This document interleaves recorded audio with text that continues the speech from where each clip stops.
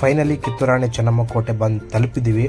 ಇವಾಗ ಸ್ಟಾರ್ಟಿಂಗಲ್ಲಿ ನೋಡ್ತಾ ಇರ್ಬೋದು ಪೂರ ಮಹಾದ್ವಾರ ಅಂತ, ಅಂದರೆ ಗೌಡ ದೇಶಾವರಿ ಅಂತ ಅಲ್ಲಪ್ಪಗೌಡ ದೇಸಾಯಿ ಅವರು ಈ ಕೋಟೆ ಕಟ್ಟಿಸಿದ್ದು. ಮತ್ತು ಇನ್ನೊಂದು ಏನಪ್ಪ ಅಂದ್ರೆ ಈ ಕೋಟೆನ ಒಂದು ಕಪ್ಪು ಬಣ್ಣದ ಅಗ್ನಿಶಿಲೆಯಿಂದ ಕಟ್ಟಿದ್ದಾರೆ.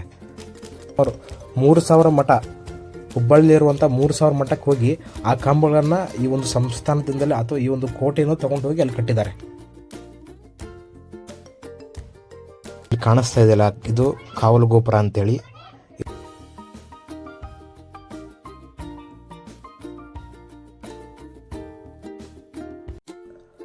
ಹಾಯ್ ಹಲೋ ನಮಸ್ಕಾರ, ಎಲ್ರಿಗೂ ಮತ್ತೊಂದು ವಿಡಿಯೋಗೆ ಸ್ವಾಗತ ಸುಸ್ವಾಗತ ಅಂತ ಹೇಳ್ತಾ ನಾವಿವತ್ತು ಹುಬ್ಬಳ್ಳಿಯಿಂದ ಸುಮಾರು 50 ಕಿಲೋಮೀಟರ್ ದೂರದಲ್ಲಿರ್ತಕ್ಕಂತಹ ಬೆಳಗಾವಿ ಜಿಲ್ಲೆಯ ಕಿತ್ತೂರಾಣಿ ಚೆನ್ನಮ್ಮ ಕೋಟೆಗೆ ಹೋಗ್ತಾ ಇದ್ದೀವಿ. ಅಲ್ಲಿರುವಂತಹ ಕಿತ್ತೂರು ಕೋಟೆ ಇತಿಹಾಸ, ಒಂದು ಐತಿಹಾಸಿಕ ಸ್ಥಳದ ಬಗ್ಗೆ ಎಲ್ಲದನ್ನು ಪರಿಚಯ ಮಾಡಿಕೊಳ್ಳೋಣ. ಅಲ್ಲಿರುವಂತಹ ಪ್ರತಿಯೊಂದು ಮಾಹಿತಿಯನ್ನು ತಿಳಿತಾ ಹೋಗೋಣ. ಬನ್ನಿ ಮತ್ತೆ ಯಾಕೆ ತಡ ಮಾಡೋಣ.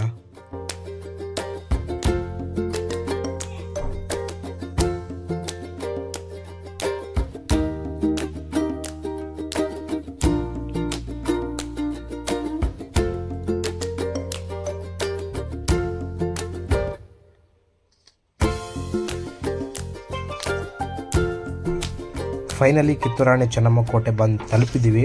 ಇವಾಗ ಸ್ಟಾರ್ಟಿಂಗಲ್ಲಿ ನೋಡ್ತಾ ಇರ್ಬೋದು ಪೂರ ಮಹಾದ್ವಾರ ಅಂತ, ಅಂದರೆ ಮೇನ್ ಎಂಟ್ರೆನ್ಸ್ ಇದೆ, ದೊಡ್ಡದು ಒಂದು ಮಹಾದ್ವಾರ ಇದೆ. ಸುತ್ತಲೂ ಅಂದರೆ ಕಲ್ಲಿಂದ ಕೋಟೆಯನ್ನು ಎಲ್ಲ ಪೂರ್ತಿ ಆವರಿಸ್ಕೊಂಡಿದೆ. ಸುತ್ತಲೂ ಕಲ್ಲಿನ ಕೋಟೆ ಇದೆ. ಅಲ್ಲಿ ನೋಡ್ತಾ ಇರ್ಬೋದು ಮಧ್ಯದಲ್ಲಿ ಅರಮನೆ, ಅದೇನು ಇದು ದರ್ಬಾರ್ ಹಾಲ್ ಅಂತ ಕರೀತಾರಲ್ಲ, ಒಂದು ಕಿತ್ತೂರಾಣಿ ಚೆನ್ನಮ್ಮನ ಒಂದು ಅರಮನೆ ಅಂತ ಹೇಳ್ಬೋದು. ಅದು ಈ ಒಂದು ಕೋಟೆ ಹಲವು ಇತಿಹಾಸವನ್ನು ಹೊಂದಿರುವಂತಹ ಕೋಟೆ ಆಗಿದೆ. ಹುಬ್ಬಳ್ಳಿಯಲ್ಲಿರುವಂತಹ 3000 ಮಠಕ್ಕೂ ಮತ್ತು ಈ ಕೋಟೆಗೂ ಏನೋ ಒಂದು ನಂಟಿದೆ. ಅದು ಹೇಗೆ ಸಂಬಂಧ ಇದೆ ಅಂತ ಹೇಳ್ತೀನಿ ವಿಡಿಯೋದಲ್ಲಿ. ಮೊದಲಿಗೆ ಈ ಕೋಟೆ ಯಾರು ಕಟ್ಟಿಸ್ಯಾರಪ್ಪ ಅಂದ್ರೆ, ಅಂದರೆ ಕಿತ್ತೂರಿನ 5ನೇ ದೊರೆಯಾದಂತಹ ಅಲ್ಲಪ್ಪಗೌಡ ದೇಸಾಯಿ ಅವರು ಈ ಕೋಟೆ ಕಟ್ಟಿಸಿದ್ದು. ಮತ್ತು ಇನ್ನೊಂದು ಏನಪ್ಪ ಅಂದ್ರೆ ಈ ಕೋಟೆನ ಒಂದು ಕಪ್ಪು ಬಣ್ಣದ ಅಗ್ನಿಶಿಲೆಯಿಂದ ಕಟ್ಟಿದ್ದಾರೆ. ಬಹಳ ಅದ್ಭುತವಾಗಿ ಕಟ್ಟಿದ್ರು. ಹಿಂದೆ ಅಗ್ನಿಶಿಲೆಯಿಂದ ಪೂರ ಏನು ಕೋಟೆ ಕಾಣಿಸ್ತದೆ ನೋಡ್ತಿರ್ಬೋದು, ಪ್ರತಿಯೊಂದು ಕೂಡ ಅಗ್ನಿಶಿಲೆಯಿಂದ ಕಟ್ಟಿದ್ದಾರೆ. ನೋಡ್ಬೋದು ಕೋಟೆ ಮೇಲಿರುವಂಥ ಮೇಲ್ಚಾವಣಿ ಕಂಪ್ಲೀಟಾಗಿ ಎಲ್ಲ ಬಿದ್ದು ಹೋಗ್ಬಿಟ್ಟೈತೆ. ಯಾಕಪ್ಪ ಅಂದರೆ ಬ್ರಿಟಿಷರು ಇಲ್ಲಿ ದಾಳಿ ಮಾಡಿದ ನಂತರ ಕೋಟೆಯನ್ನು ನೆಲಸಮ ಮಾಡಬೇಕಂತ ಬಹಳ ಪ್ರಯತ್ನ ಪಟ್ಟಿದ್ದಾರೆ. ಆದರೆ ಕೆಲವೊಂದಿಷ್ಟು ಪ್ರಯತ್ನ ಪಟ್ಟರು, ಅದು ಕೆಲವೊಂದಿಷ್ಟು ಕೋಣೆಗಳು, ಹಾಲ್ಗಳು, ಆಮೇಲೆ ಸಣ್ಣ ರೂಮ್ಗಳು, ಅಡುಗೆ ಮನೆಯ ದರ್ಬಾರ್ ಹಾಲ್ ಅಂತೇಳಿ, ಮತ್ತು ಆಮೇಲೆ ಗುಪ್ತ ಬಾವಿ, ಹೀಗೆ ಕೆಲವೊಂದಿಷ್ಟು ಅಲ್ಲೇ ಜಾಗ ಉಳ್ಕೊಂಡೈತಿ. ಆದರೂ ನೋಡ್ಬೋದು ಬಹಳ ಗೋಡೆಗಳು ಬಿದ್ದವಲ್ಲೇ. ಯಾಕಂದರೆ ಎಲ್ಲ ಬ್ರಿಟಿಷರ ದಾಳಿಯಿಂದ. ಮತ್ತಿಲ್ಲಿ ನೋಡ್ತಾ ಇರ್ಬೋದು ಧ್ರುವ ನಕ್ಷತ್ರ ವೀಕ್ಷಣಾಲಯ ಅಂತ ಹೇಳ್ತಿ. ಈ ಧ್ರುವ ನಕ್ಷತ್ರದ ವಿಶೇಷತೆ ಏನಪ್ಪ ಅಂದರೆ, ಚೆನ್ನಮ್ಮನ ಸಂಸ್ಥಾನದ ರಾಜಗುರಾದಂತಹ ಕಲ್ಮಠ ಗುರುಸಿದ್ದಪ್ಪ ಸ್ವಾಮಿಯರ ಪ್ರತಿನಿತ್ಯ ಚೆನ್ನಮ್ಮಗೆ ಬೆಳಗ್ಗೆ 4 ಗಂಟೆ ಜಾವ ಇವತ್ತು ಏನಾಕತಿ ಅಂದರೆ ಶುಭ ಸಂಚಿಕೆ ಅವನ ದಿವಸ ಏನೈತಿ ಅಂತ ಹೇಳಿ ಧ್ರುವ ನಕ್ಷತ್ರ ಶುಭ ಸಂಚಿಕೆ ಇತ್ತಪ್ಪ ಅಂದ್ರೆ ಧ್ರುವ ನಕ್ಷತ್ರ ಕಾಣಿಸುತ್ತೆ. ಅಂದ್ರೆ ಅವತ್ತಿನ ದಿವಸ ಅವ್ರಿಗೆ ಏನಪ್ಪ ಅಂದ್ರೆ ಶುಭ ಅಂದ್ರೆ ಒಳ್ಳೇದಾಗ್ತಿತ್ತು ಅಂತ ಹೇಳಿ. ಅವತ್ತೇರೋದು ಕಾಣಿಸ್ಲಿಲ್ಲಪ್ಪ ಅಂದ್ರೆ ಅವ್ರಿಗೆ ಅಪಾಯ ಐತೆ ಅಂತ ಹೇಳಿ, ಹಾಗಾಗಿ ಗುರುಗಳು ಹೊರಗಡೆ ಎಲ್ಲೂ ಕಳಿಸ್ಕೊಡ್ತಿರ್ಲಿಕ್ಕಿಲ್ಲ. ಅದು ಒಂದು ಧ್ರುವ ನಕ್ಷತ್ರದ ಒಂದು ವಿಶೇಷತೆ. ಕಿತ್ತೂರು ಅಂತ ಹೇಳಿದ್ರೆ ಎಲ್ಲರಿಗೂ ತಿಳಿದಿರೋದ ಕಿತ್ತೂರಾಣಿ ಚೆನ್ನಮ್ಮ ಮತ್ತು ಸಂಗೊಳ್ಳಿ ರಾಯಣ್ಣ ಅಂತ ಮುಂತಾದ ಅಪ್ರತಿಮ ನಾಡಿನ ಒಬ್ಬರು ಬ್ರಿಟಿಷರ ವಿರುದ್ಧ ಹೋರಾಟ ಮಾಡಿದಂತಹ ಸಂಗೊಳ್ಳಿ ರಾಯಣ್ಣ ಅಂತಹ ಅವರು ಇದ್ದಂಥ ಒಂದು ಕ್ಷಣ ಇದು. ಮತ್ತು ಇನ್ನು ಐತಿಹಾಸಿಕ ಹೇಳೋದಪ್ಪ ಅಂದ್ರೆ 1985ರಿಂದ ಸುಮಾರು 1824 ತನಕ ಇಲ್ಲಿ ಆಳ್ವಿಕೆ ಮಾಡಿದಂತಹ ನಾಯಕರ ಯಾರಪ್ಪ ಅಂದ್ರೆ ಇಲ್ಲಿನ ಕಿತ್ತೂರಾಣಿ ಚೆನ್ನಮ್ಮದ ವಂಶಸ್ಥರ ಅಂತ ಹೇಳ್ಬೋದು. ಇನ್ನು ಕಿತ್ತೂರಾಣಿ ಚೆನ್ನಮ್ಮ ಬಗ್ಗೆ ಹೇಳಬೇಕಾದ್ರೆ ಅವರು ಬ್ರಿಟಿಷರ ವಿರುದ್ಧ ಧೈರ್ಯದಿಂದ ಎದುರಿಸಿ ಗೆಲುವನ್ನು ಸಾಧಿಸ್ತವ್ರು. ಆದರೆ 2ನೇ ಮಹಾಯುದ್ಧದೊಳಗೆ ಏನಪ್ಪ ಅಂದ್ರೆ ಬ್ರಿಟಿಷರ ಕೆಲವು ಕುಚೇಷ್ಟೆಗಳಿಂದ ಈ ಒಂದು ಕುತಂತ್ರಗಳಿಗೆ ಒಂದು ಬಲಿ ಆಗ್ತಾರೆ ಅಂತ ಹೇಳ್ಬೋದು. ಏನಿಗೆ 1824 ಅಂದ್ರೆ 1824 ನಡೆದಂಥ ಯುದ್ಧ ಈ ಒಂದು ಭಾರತೀಯರ ಅಥವಾ ಕನ್ನಡಿಗರ ಎಂದಿಗೂ ಮರೆಯಲಾಗದಂಥ ಒಂದು ಐತಿಹಾಸಿಕ ಯುದ್ಧಕ್ಕೆ ಸಾಕ್ಷಿಯಾಗಿ ನೆಲೆಸಿಬಿಟ್ಟದ. ಅದನ್ನು ಎಂದಿಗೂ ಮರೆಯೋಕ್ಕೆ ಸಾಧ್ಯ ಇಲ್ಲ ಅಂತ ಹೇಳ್ಬೋದು. ಈ ಒಂದು ಕೋಟೆ ಏನಪ್ಪ ಅಂದ್ರೆ ಸುಮಾರು 3 ಫ್ಲೋರಿಂದ ಇತ್ತು. ಈ ಒಂದು ಕೋಟೆ 3 ಫ್ಲೋರ್ ಇಂದಿರಕ್ಕೆ ಸಾಕ್ಷಿ ಏನಪ್ಪ ಅಂದ್ರೆ ಇಲ್ಲಿರುವಂಥ ದೊಡ್ಡ ದೊಡ್ಡ ಕಂಬಗಳನ್ನು ಏನು ಮಾಡಿದರೆ, ಬಟ್ ಇವಾಗಿಲ್ಲ.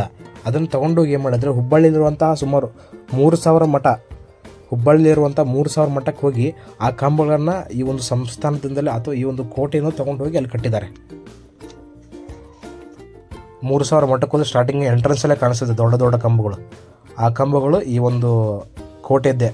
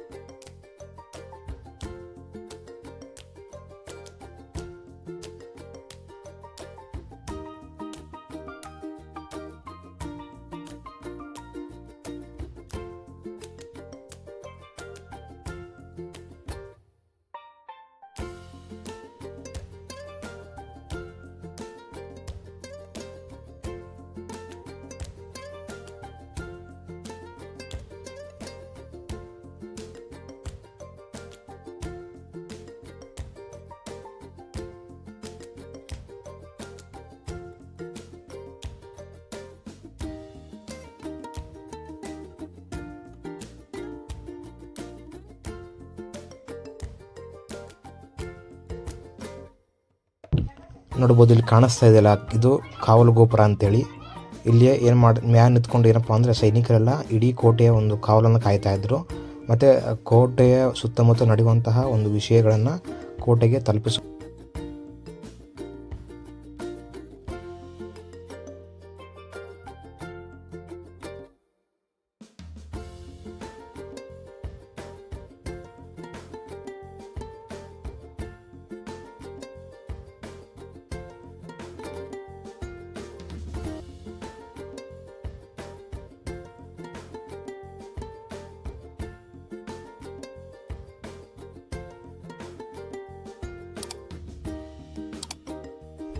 ಓಕೆ, ನಾನು ಕೊಟ್ಟಿರುವಂತಹ ಈ ಒಂದು ಕಿತ್ತೂರು ರಾಣಿ ಚೆನ್ನಮ್ಮನ ಕೋಟೆಯ ಮಾಹಿತಿ ಅಥವಾ ಪರಿಚಯ ನಿಮ್ಗೆ ಇಷ್ಟ ಆಗಿದೆ ಅಂತ ಅನಿಸುತ್ತೆ.